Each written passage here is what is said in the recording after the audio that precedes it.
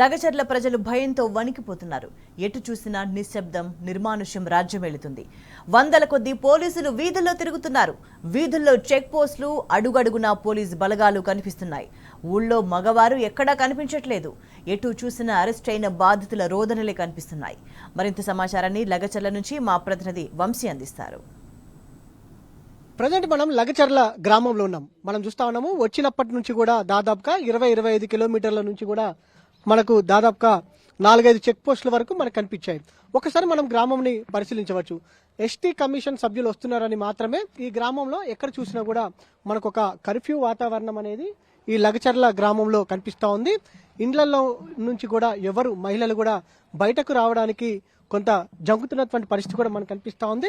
గ్రామం మొత్తం కూడా ఒక కర్ఫ్యూ వాతావరణం కనిపిస్తూ ఉంది. ఇంట్లో నుంచి చిన్నపిల్లలు కావచ్చు, పెద్దవాళ్ళు కావచ్చు, బయటకు రావాలంటేనే భయపడుతున్నటువంటి పరిస్థితి మనకు కనిపిస్తూ ఉంది. బిక్కుబిక్కుమంటూ కూడా కొంతమంది మహిళలు ఎస్టీ కమిషన్కి వారి బాధను చెప్పుకోవడానికి ఇక్కడికి వచ్చినటువంటి సందర్భం కూడా మనకు కనిపిస్తూ ఉంది. దాదాపుగా చాలా మంది, కొంతమంది మగవాళ్ళు అటు ఏదైతే అరెస్టు కావడం, మరి కొంతమంది ఎక్కడ పోలీసులు తమను అరెస్ట్ చేస్తారా, ఎక్కడ తమ పైన దాడులు జరుగుతాయనే అంశంతో వారి పెద్ద ఎత్తున ఇక్కడ నుంచి వెళ్ళిపోయినటువంటి పరిస్థితి కూడా, గ్రామం విడిచి వెళ్ళిపోయినటువంటి పరిస్థితి కూడా మనం చూస్తా ఉన్నాము.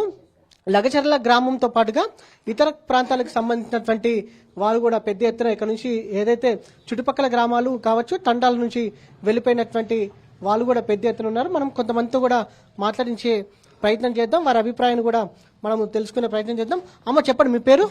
అఖిల సార్. మా ఆయన రాఘవేందర్ సార్, గ్రామ పంచాయత్ సెక్రటరీ. డ్యూటీకి వెళ్ళి వచ్చినంతనే నైట్ 1కి తీసుకెళ్ళిన సార్. అరెస్ట్ చేసిండ్రు.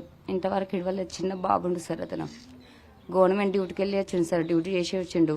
ఆయన కూడా పట్టుకెళ్ళి చెప్తే కూడా ఇవ్వదట్లేదు సార్. అసలుకి ఆ రోజు మీ ఇంటికి ఎంతమంది వచ్చారమ్మా పోలీసులు? కానీ ఇద్దరు వచ్చింది సార్. ఇద్దరు వచ్చి తీసుకెళ్లారు. ఏం చెప్పారు?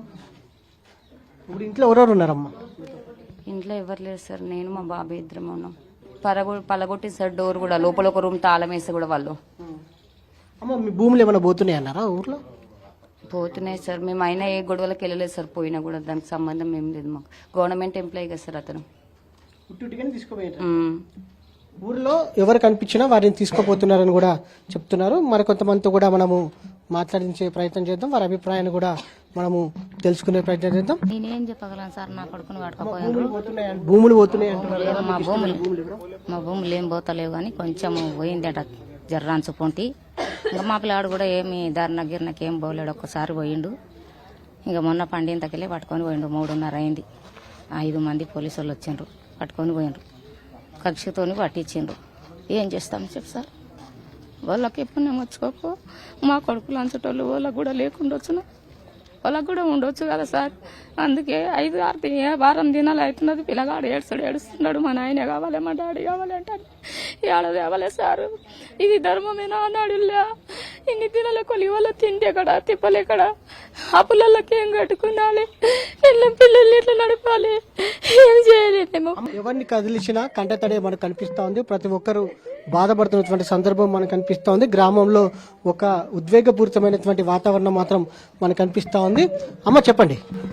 మా ఆయన పట్టుకోండి సార్. మాది కొంచెం భూమి పోయేటందుకు పట్టుకోండ్రు. పిల్లగాడు రోజు ఏడుస్తాడు. మా నాయన రాడు. ఏడిస్తే వస్తాడు, ఈ రోజు వస్తాడు, రేపు వస్తాడు అని చెప్తాడు. ఇక మా పిల్ల కూడా ఏడుస్తుంది. ఊర్లో అసలు మగవాళ్ళు కనబడతలేరు, ఎక్కడ ఎవరు కూడా తిరుగుతలేరు. ఏమో సార్, ఎక్కడ పోయినరో ఏమో తెలియదు. ఇది ఒకసారి మనము చూడొచ్చు. ఎవరిని పలకరించినా, ఎవరితో మాట్లాడినా మనకు రోదనలే కనిపిస్తా ఉన్నాయి. లగచర్ల గ్రామం కావచ్చు, చుట్టుపక్కల గ్రామాలు, తండాలలో ఒక ఉద్వేగపూర్వమైనటువంటి వాతావరణం మనకు కనిపిస్తూ ఉంది. ప్రతి ఒక్కరు బాధతో ఉన్నటువంటి సందర్భం కూడా మనకు కనిపిస్తూ ఉంది. గ్రామాలలో మగవాళ్ళు మనకు చాలా తక్కువగా కనిపిస్తున్నారు. దాంతో పాటుగా ఒక కర్ఫ్యూ వాతావరణం అనేది లగచర్ల గ్రామంలో మనకు కనిపిస్తున్నటువంటి సందర్భం కూడా మనకు కనిపిస్తూ ఉంది. చూడొచ్చు, మనం ఇంటికి తాళాలు లేవు కానీ అందరూ లోపల గడులు పెట్టుకుని ఉన్నటువంటి పరిస్థితి మనకు కనిపిస్తూ ఉంది. ఇలా ప్రతి ఏదైతే లగచర్ల గ్రామం కావచ్చు, చుట్టుపక్కల గ్రామంలో కూడా ఇదే పరిస్థితి అనేది మనకు ప్రజెంట్ కనిపిస్తున్నటువంటి సందర్భం మనం చూస్తూ ఉన్నాము. వీరు కూడా ఎస్టీ కమిషన్ సభ్యులు వస్తున్నారు కాబట్టి తమ బాధను చెప్పుకోవాలని వీరు ధైర్యం చేసి కొంతమంది బయటకు వస్తున్నటువంటి సందర్భం కూడా మనకు కనిపిస్తూ ఉంది. తండాలలో కావచ్చు కొంత భయానకమైనటువంటి వాతావరణం మనకు కనిపిస్తూ ఉంది.